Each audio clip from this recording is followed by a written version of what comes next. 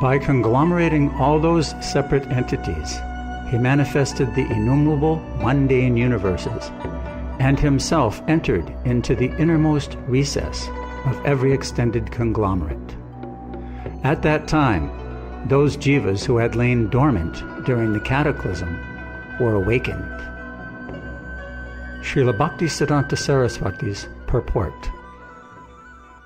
Those jivas that were merged in Hari at the end of the life of Brahma in the great cataclysm during the preceding age of the universe reappeared in this world in accordance with their former fruitive desires. The same jiva is eternal and is for eternity and without beginning, joined to the Supreme Lord by the tie of eternal kinship. He is transcendental spiritual potency. The divine lotus, which springs from the navel pit of Vishnu, is in every way related to the spiritual tie with all souls, and is the origin of four-faced Brahma, versed in the four Vedas.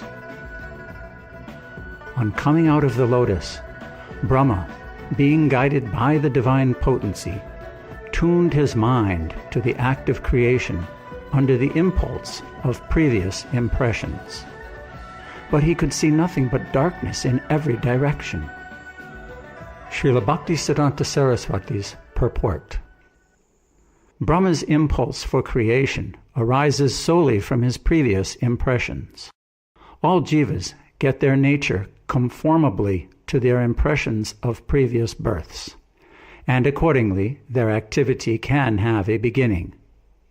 It is called the unseen, or the result of one's previous deeds. His natural impulse is formed according to the nature of deeds done by him in a previous kalpa. Some of the eligible jivas also attain to the office of Brahma in this way.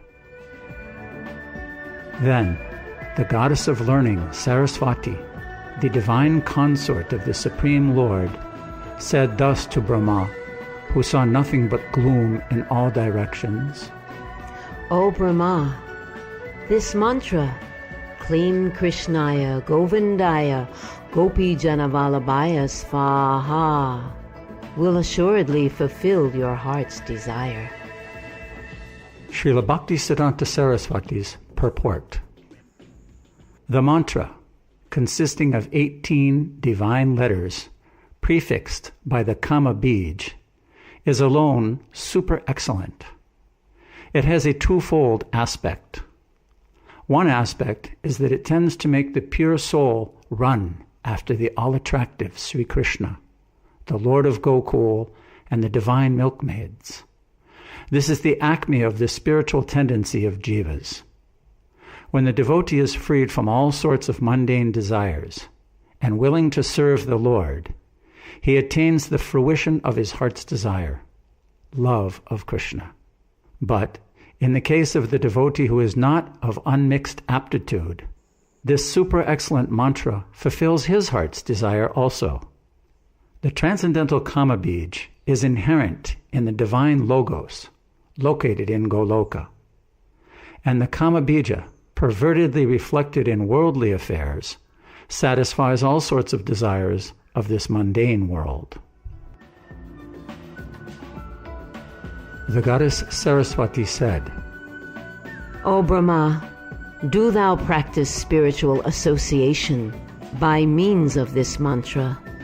Then all your desires will be fulfilled.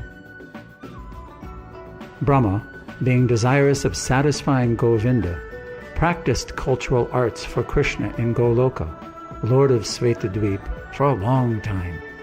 His meditation ran thus. There exists a divine lotus of 1,000 petals, augmented by millions of filaments, in the transcendental realm of Goloka. On its whorl there exists a divine throne upon which is seated Sri Krishna, the form of eternal effulgence of transcendental bliss, playing on his divine flute, resonant with divine sound. He is worshipped by his amorous milkmaids with their respective subjective portions and extensions, and also by his external energy, who stays outside, embodying all mundane qualities. Srila Bhaktisiddhanta Saraswati's purport. So long as there is any trace of mundane desire in one's heart, it is the object of worship of Maya Devi, Durga, who is to be worshipped by such a person. Nevertheless, the fulfillment of one's heart's desire results from the worship of the object of worship of Maya Devi, and not from the worship of Maya Devi herself. This is in accordance with the shloka, Akama sarvakamo va, mokshakama udaradi, tivrena bhakti yogena, yajeta purusham param. Srimad Bhagavatam 2:3-10. The meaning of this verse from the Bhagavatam is that though other gods, as distinct manifestations of the Supreme Lord, are bestowers of sundry specific boons, yet a sensible person should worship the all-powerful Supreme Lord, giver of all good, with unalloyed devotion, without worshipping those mundane, gift-giving deities. Accordingly, Brahma meditated upon Krishna in Goloka, the object of the worship, from a distance of Maya Devi. True devotion is unalloyed devotional activity freed from all mundane desire. The devotion of Brahma, etc., is not unmixed devotion. But there is a stage of unmixed predilection, even in the devotion for the attainment of one's selfish desire. This has been fully described in the concluding 5 shlokas of this work. That is the easiest method of divine service prior to the attainment of self-realization by fallen souls.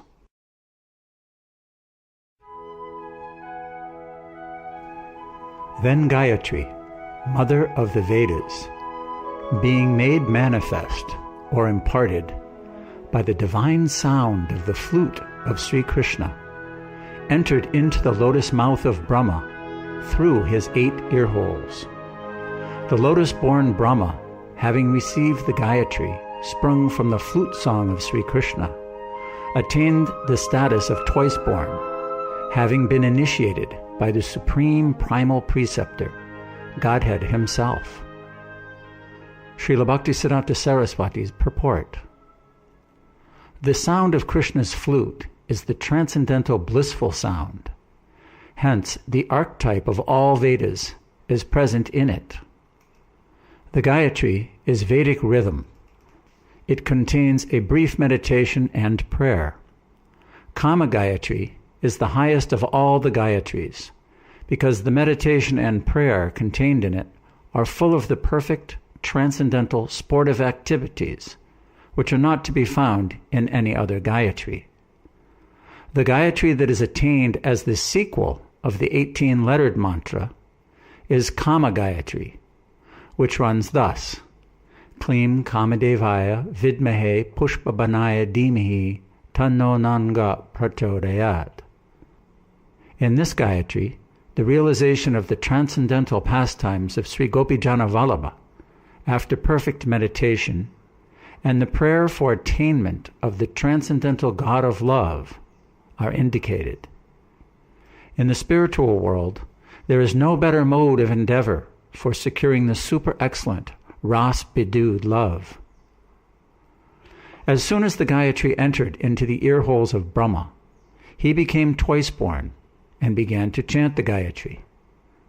Whoever has received the same Gayatri in reality has attained his spiritual rebirth. The status of a twice-born that is obtained in accordance with one's worldly nature and lineage by the fettered souls in this mundane world is far inferior to that of the twice-born who obtains admission into the transcendental world, because initiation or acquisition of transcendental birth as a result of spiritual initiation is the highest of glories, inasmuch as the jiva is thereby enabled to attain the transcendental realm. Enlightened by the recollection of that Gayatri, embodying the three Vedas, Brahma became acquainted with the expanse of the ocean of truth. Then he worshipped Sri Krishna, the essence of all Vedas, with the following hymn. Srila Bhaktisiddhanta Saraswati's purport. Brahma thought within himself, by recollection of Kama Gayatri, it seems that I am the eternal maidservant of Krishna. Though the other mysteries in regard to the condition of the maidservant of Krishna were not revealed to him, Brahma, by dint of his searching self-consciousness, became well acquainted with the ocean of truth. All the truths of the Vedas were revealed to him, and with the help of those essences of the Vedas, he offered this hymn to the Supreme Lord Sri Krishna. Sriman Mahaprabhu has taught this hymn to his favorite disciples, inasmuch as it fully contains all transcendental truths regarding Vaishnava philosophy. Readers are requested to study and try to enter into the spirit of this hymn with great care and attention as a regular daily function.